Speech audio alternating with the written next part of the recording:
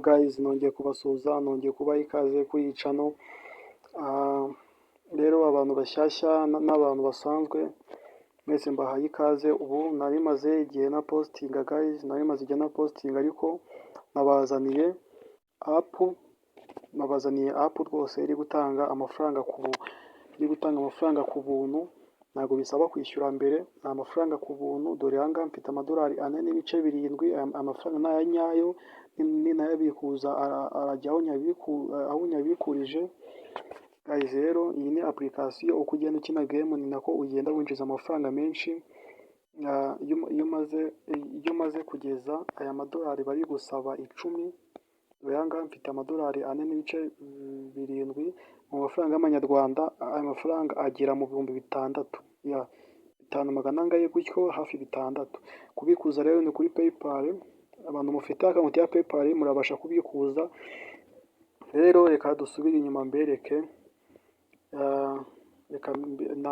Hano rero kubikuza, aha ngaha hasi amategeko yo kubikuza murabona bari kutubwira ngo kubikuza ni rimwe ku munsi.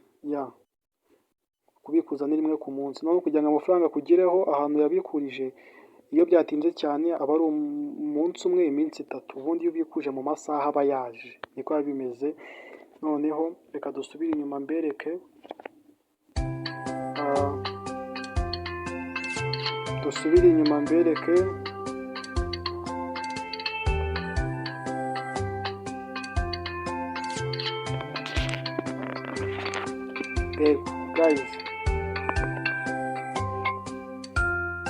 Guys, murabona ko rero application tumaze kuyinjiramo. Application ni uku nguku imeze. Iyo umaze kwiyandikisha ibimeze gutyo, ariko ngewe aha ngaha urasanga level ya mbere nyine kwa ko ugiye gutangira. Ngewe maze kujya kuri level ya 30. Uko ugenda ukina ni nako ubu ngubu uri kureba bugiye bwose. Aya ni amarevo ndi kugenda nyina. Yes, rero iyo uje ugakanda hano kuri level uhita uza mu mukino. Umukino ni uku umeze. Ni ukugenda uvanga amarangi asa. Noneho warangiza baba baguhaye iminota 3. Dore ngiyi umunota umwe uba ubirangije. Ibi ni ibintu byoroshye. Umunota umwe uba ubirangije kuvanga amarangi. Noneho ubwo bimaze kubirangiza bahita baguhemba amadolari. Baguhemba amadolari akaza hano hejuru, na hano bakaguhemba amakoyini. Ni uko biba bimeze guys. Noneho rero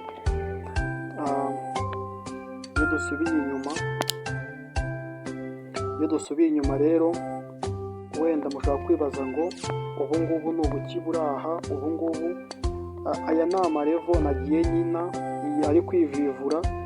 Nari ngeze kuri level ya 30. Noneho nakina level ya 31 bagahita bampa amadolari. Dore ngaya iki gihembo cya kirimo amadolari.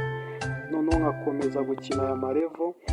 Ni uko biba bimeze. Uko ugenda ukina amarevo bigenda byivivura, banaguhemba mu madolari. Noneho aha ngaha iyo uje hano guys, aha ngaha hese invite, iyo haje ukakanda aha ngaha aba ari gutumira umuntu. Aha niho ukura invitation link yo gutumira umuntu na code aza gukoresha.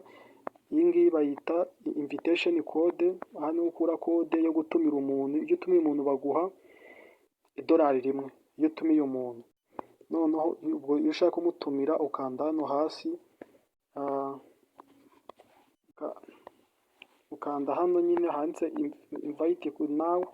Aha ngaha noneho bagahita baguha link, ugahita uyikopiya ukaza gutumira umuntu. Noneho iyo umanitse hano hasi, ni ukuntu ugenda ubatumira, bagenda bakina bakagenda bakwishyura mu madolari. Guys, uko niko biba bimeze rero. Uko mugenda mukina ni nako bagenda baguhemba. Ni uko biba bimeze guys. Noneho rero abantu batumiye baza hano. Abantu batumiye nge mfiteho umwe, maze gutumira umuntu umwe, bamaye uko agenda akina ni nako bagenda bamimba mu madolari. Dusubire inyuma rero guys. Iyi application bayita, dore ngiyi Natigo. Dore ngiyi, iyi ni application nyine iyi ni application bari kuduheramo amafaranga. Noneho rero reka tujye kuri Play Store mbereke application.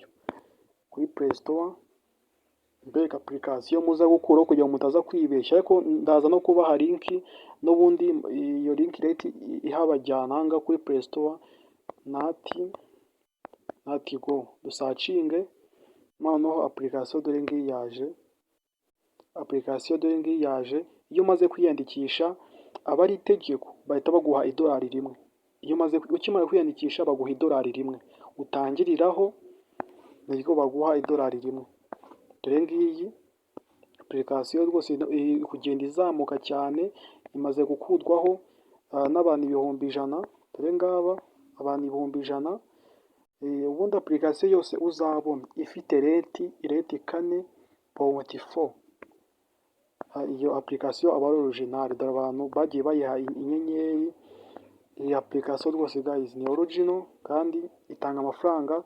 Rero abantu bafite account kuri PayPal, abo bantu rero nibo bazaza babikuza. Abantu badafite account bagende barebe uko biyandikisha kuri PayPal, noneho nabo bajye babikuza.